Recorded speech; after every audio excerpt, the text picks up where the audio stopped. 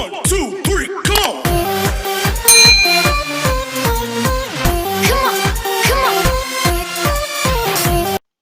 Assalamualaikum warahmatullahi wabarakatuh. Selamat berjumpa kembali anak-anakku di pagi yang sangat berbahagia ini. Pada kesempatan pagi hari ini, mudah-mudahan Ananda semua beserta orang tua di rumah selalu dalam keadaan sehat walafiat. Baiklah anak-anakku, pada hari ini kita akan memasuki pembelajaran 5 dan 6 subtema 1 di tema 6 ini. Baiklah anak-anakku, untuk memulai pembelajaran pada hari ini, marilah kita bersama-sama mengucapkan basmalah. Bismillahirrahmanirrahim. Anak-anakku, pada pembelajaran lalu, kita telah belajar tentang interaksi manusia dengan lingkungannya, hak-hak dan kewajiban sebagai seorang siswa, dan menyebutkan berbagai pengaruh dari interaksi manusia dengan lingkungan sekitarnya. Sedangkan pada hari ini kita akan belajar tentang perpindahan kalor dalam kehidupan sehari-hari. Terus, kita juga akan belajar tentang menuliskan kembali informasi dari teks eksplanasi, menjelaskan tangga nada slendro dan pelog, serta menjelaskan makna tanggung jawab sebagai siswa dan sebagai warga negara. Sekarang, mari kita simak pembelajaran kita hari ini dengan pertama-tama silakan amati gambarnya. Di sini, pagi-pagi sekali, Siti dan ibunya sedang berada di dapur untuk memasak. Mereka menggunakan kompor untuk memasak. Di gambar terlihat ada 2 buah panci berisi air. Namun, kedua panci ini terlihat berbeda ukurannya. Yang pertama, ukuran pancinya lebih besar, sedangkan panci yang kedua ukurannya lebih kecil. Nah, seperti lebih jelasnya tampak pada gambar berikut ini. Nah, mari kita jawab bersama-sama ya, bagaimana ukuran kedua panci tersebut. Jadi, panci yang A lebih besar daripada panci yang B. Nah, kemudian, manakah panci yang berisi lebih banyak? Dapat terlihat ya, bahwa panci A berisi air lebih banyak daripada panci B. Pertanyaan ketiga, jika kedua panci berisi air itu dididihkan, panci manakah yang akan memerlukan waktu lebih lama untuk mendidihkan air di dalamnya? Jadi, panci A akan memerlukan waktu yang lebih lama untuk mendidihkan air ya. Mengapa demikian? Karena panci A memiliki air lebih banyak, sedangkan energi panas yang diberikan dari kompor pada panci A sama dengan energi panas yang diberikan pada panci B yang memiliki air lebih sedikit. Yang kelima, bagaimana hubungan antara energi panas yang dibutuhkan untuk mendidihkan air di dalam panci dengan suhu air di dalamnya? Air mendidih pada suhu 100 derajat Celcius. Jadi, semakin besar energi panas yang digunakan untuk mendidihkan air di dalam panci, maka suhu air di dalamnya semakin tinggi yang menyebabkan air tersebut cepat panas atau mendidih ya. Jadi kesimpulannya apa? Nah, pada peristiwa mendidihnya air menunjukkan kenaikan suhu ya pada air tersebut hingga mencapai berapa derajat? 100 derajat Celcius. Nah, hal ini menunjukkan ya bahwa kegiatan yang berbeda memerlukan energi panas yang berbeda pula. Nah, seperti di kegiatan Ayo Berlatih ini ada beberapa kegiatan yang apakah kegiatan tersebut membutuhkan energi panas yang lebih banyak atau membutuhkan energi panas yang lebih sedikit. Contohnya, mengeringkan pakaian yang sangat basah. Nah, ini pasti memerlukan panas atau kalor yang lebih banyak. Sedangkan mengeringkan pakaian yang setengah basah, maka energi panas yang diperlukan juga tidak terlalu banyak. Nah, mengeringkan sapu tangan basah dari kain yang tipis. Nah, ini juga tidak terlalu memerlukan energi panas yang berlebih. Sedangkan mengeringkan handuk mandi tebal yang basah dan tebal. Nah, ini memerlukan energi panas atau kalor yang lebih banyak. Nah, mengeringkan rambut yang panjang sehabis keramas.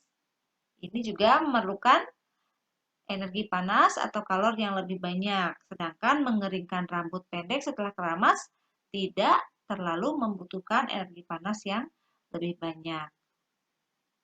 Nah, sekarang perubahan apa sajakah yang bisa terjadi akibat dari perubahan suhu tersebut?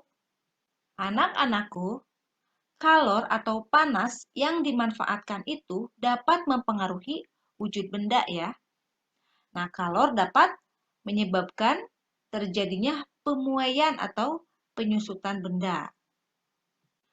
Nah, pemuaian dan penyusutan suatu benda itu diakibatkan dari perubahan suhu, sehingga mengakibatkan perubahan pula terhadap suatu benda. Apakah yang disebut dengan pemuaian? Nah, pemuaian panas adalah perubahan suatu benda yang dapat menjadi bertambah panjang, lebar, luas, atau berubah volume karena terkena kalor atau panas. Jadi benda tersebut akan mengalami perubahan ke yang lebih besar. Nah, sedangkan penyusutan adalah perubahan suatu benda yang menjadi berkurangnya panjang, lebar, dan luas karena terkena suhu dingin. Nah, pemuaian dan penyusutan ini bisa terjadi pada logam, udara, dan air. Nah, sekarang kita pelajari contoh-contoh pemuaian dan penyusutan benda dalam kehidupan kita sehari-hari. Nah, yang pertama adalah pemasangan kaca jendela. Nah, bingkai pada jendela ini ya biasanya dibuat sedikit lebih lebar dari ukuran sebenarnya karena bertujuan untuk memberikan ruang pemuaian bagi kaca saat terkena panas. Nah, jika bingkai jendela tidak diberi ruang pemuaian, maka ketika terkena panas akan mengakibatkan kaca menjadi retak atau bahkan pecah. Nah, selain itu, untuk menghindari keretakan kaca saat ada bunyi yang menggelegar, seperti ketika ada petir atau bunyi keras lainnya. Nah, contoh yang kedua adalah ban sepeda atau motor dan mobil. Ketika memompa ban pada sepeda atau motor atau mobil, maka mengisi udaranya itu tidak sampai terlalu penuh, ya. Kenapa demikian? Karena udara yang ada di dalam ban tersebut ketika terkena panas dia akan memuai. Nah, apabila udara tersebut terlalu penuh di dalam ban, maka bisa mengakibatkan ban tersebut pecah dan itu sangat berbahaya untuk kesehatan pengendaranya. Nah, sekarang yang ketiga, kawat atau kabel listrik dan telepon. Nah, kabel listrik kita sering melihat keadaannya mengendur, ya. Hal ini dilakukan agar kawat atau kabel tidak putus pada malam hari ketika mengalami penyusutan. Selain itu, agar kawat atau kabel tidak putus jika tertimpa pohon yang tumbang. Nah, yang keempat, pemuaian yang terjadi pada gelas kaca.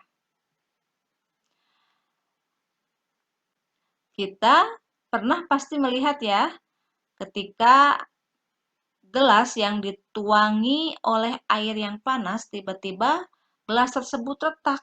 Nah, hal itu terjadi karena terjadi pemuaian yang tidak merata pada bagian gelas.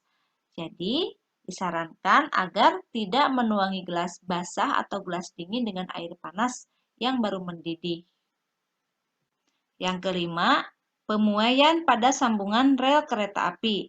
Nah, sambungan pada rel kereta api dibuat ada celah ya, seperti di gambar, antara dua batang rel ini. Jadi tidak bersatu, tapi ada celahnya.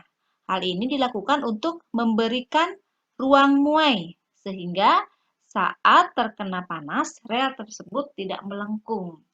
Rel yang melengkung akan membahayakan gerbong kereta yang melewatinya. Nah, dan yang terakhir adalah penggunaan termometer. Nah, termometer akan ditempelkan ke beberapa bagian tubuh seperti di mulut atau ketiak. Jadi tujuannya untuk mengukur suhu panas tubuh. Nah, setelah beberapa lama, cairan di dalam termometer akan naik karena terjadi pemuaian setelah mendapatkan panas dari tubuh. Nah, cairan akan berhenti pada angka tertentu untuk menunjukkan suhu tubuh. Ketika termometer tidak digunakan, akan kembali turun karena mengalami penyusutan. Nah, itulah beberapa contoh pemuaian dan penyusutan dalam kehidupan sehari-hari ya. Anak-anakku, bacaan ini termasuk ke dalam sebuah teks eksplanasi. Kemarin kita telah membahas apa yang dimaksud dengan teks eksplanasi tersebut. Nah, dari teks eksplanasi ini, kita bisa mendapatkan informasi yang dapat dilakukan dengan cara kegiatan membaca dengan cermat. Kita dapat menyusun menjadi sebuah karangan dengan bahasa kita sendiri. Informasi yang disampaikan dapat ditulis dalam bentuk ringkasan ataupun dalam bentuk cerita. Nah, adapun langkah-langkah dalam menuliskan kembali informasi teks adalah yang pertama, harus perhatikan dulu judulnya. Seperti yang tertera di sini, judulnya adalah perubahan akibat perubahan suhu. Nah, yang kedua, tentukanlah gagasan pokok setiap paragraf dalam teks. Jadi, di dalam setiap paragraf pasti ada gagasan pokoknya. Nah, kemudian kembangkanlah gagasan pokok itu menjadi sebuah cerita yang padu dengan menggunakan bahasa sendiri. Nah, setelah itu, perhatikanlah keruntutan informasi yang kamu peroleh. Apakah sudah sesuai atau belum? Selain itu, kita juga bisa membuat sebuah ringkasan dari bacaan atau teks eksplanasi tersebut. Yaitu salah satunya bisa dengan menggunakan atau membuat sebuah peta pikiran. Seperti yang telah kita pelajari pada semester yang lalu. Nah, semuanya bisa dituangkan dalam di sini ya, di judul bacaannya apa, paragraf 1 ini berisi tentang apa atau gagasan pokoknya apa ya, silakan bisa diisi. Anak-anakku, dari bacaan tadi ternyata banyak sekali pemuaian yang terjadi pada logam. Nah, logam tersebut salah satunya adalah dalam pemasangan rel kereta api. Nah, selain itu juga dalam kawat atau kabel listrik. Selain memuai, ternyata logam itu bisa juga dilebur. Salah satunya adalah dalam pembuatan bilah-bilah pada beberapa alat musik gamelan. Nah, di sini ada percampuran antara biji timah dan tembaga, lalu memanaskannya hingga cair dan dibentuk sesuai dengan bentuk gamelan tersebut. Hasilnya tampak pada gambar berikut ini. Ada gambar gong, ada gambar bonang. Nah, ini merupakan leburan dari logam-logam yang sudah disebutkan tadi.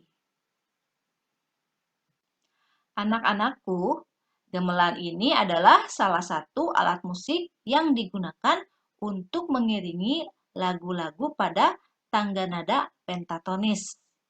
Nah, kemarin sudah dibahas bahwa pentatonis ini ada dua macam ya, yaitu slendro dan pelog. Nada slendro adalah tangga nada yang memiliki 5 nada. Pada umumnya bersifat gembira, lincah, dan riang. Nah, seperti pada lagu Cincang Keling ya contohnya. Selain lagu Cincang Keling, ada lagu Lir Ilir juga yang termasuk ke dalam laras slendro. Sedangkan tangga nada pelog yaitu tangga lagu yang dominan digunakan dalam lagu-lagu daerah yang sifat-sifat lagunya itu biasanya hidmat dan syahdu. Contohnya yaitu lagu-lagu dalam daerah seperti Gundul Pacul dari Jawa Tengah, Karatagan Pahlawan dari Jawa Barat, Titik Tukung dari Bali, Macepet-cepetan dari Bali, Gambang Suling dari Jawa Tengah, Tari Bali dari Bali, dan Jamuran dari Jawa Tengah dan Jawa Timur. Anak-anakku, kita sebagai warga negara memiliki tanggung jawab dalam melestarikan lagu-lagu daerah yang sudah kita sebutkan tadi. Nah, selain bertanggung jawab melestarikan kesenian daerah atau budaya bangsa, kita juga bertanggung jawab terhadap bangsa dan negara kita. Nah, tanggung jawab itu merupakan sikap menyadari dan siap melaksanakan tugas. Tanggung jawab merupakan bagian dari kewajiban. Tanggung jawab dilaksanakan tanpa adanya perintah atau paksaan dari orang lain. Seseorang yang melaksanakan tugas dengan tanggung jawab biasanya melakukan tanpa menunda-nunda tugas tersebut. Menunda-nunda tugas dapat berakibat pada terganggunya hak orang lain. Salah satu tanggung jawab kita sebagai warga negara, maka kita bertanggung jawab untuk memahami dan mengamalkan nilai-nilai Pancasila dalam sila-sila Pancasila. Juga bertanggung jawab untuk menjaga persatuan dan kesatuan bangsa agar tidak terpecah belah. Adapun tanggung jawab sebagai seorang siswa adalah salah satunya menaati peraturan yang telah ditetapkan baik oleh sekolah maupun oleh negara sesuai peranmu sebagai seorang siswa. Peraturan sekolah harus sejalan dengan nilai-nilai yang terkandung di dalam sila-sila dalam Pancasila. Juga sejalan dengan peraturan dan undang-undang yang berlaku di Indonesia. Nah, yaitu sila-sila dalam Pancasila. Yang pertama, seorang siswa harus bertanggung jawab mengamalkan sila pertama, yaitu ketuhanan yang Maha Esa, dengan menunjukkan rasa hormat kepada teman-teman yang berbeda keyakinan dan dengan menjalankan kegiatan keagamaannya sesuai dengan keyakinannya. Sila kedua, kemanusiaan yang adil dan beradab, dengan menunjukkan rasa peduli kepada sesama manusia dimanapun berada. Sedangkan nilai pada sila ketiga yaitu persatuan Indonesia dengan menjaga persatuan dan kesatuan dengan menghargai perbedaan yang ada di antara teman. Nilai sila keempat, kerakyatan yang dipimpin oleh hikmah kebijaksanaan dalam permusyawaratan perwakilan dengan menunjukkan sikap mau mendengarkan pendapat teman lain dalam kegiatan pembelajaran dan bekerja sama.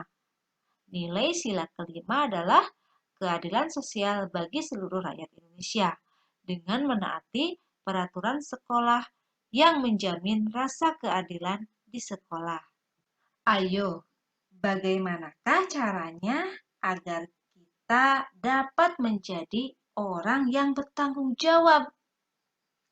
Nah, yang pertama, kita harus memahami tugas dan kewajiban kita sendiri.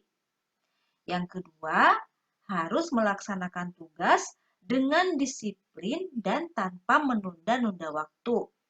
Yang ketiga, selalu mendahulukan kepentingan bersama daripada kepentingan sendiri.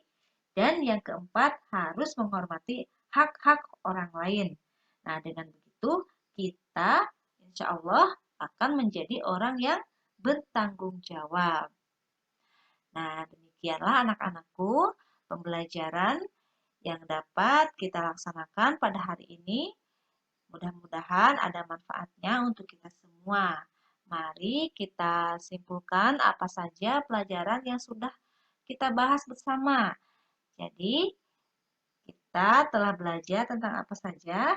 Ya, yang pertama, menjelaskan tentang perpindahan kalor dalam kehidupan sehari-hari, seperti terjadinya pemuaian dan penyusutan.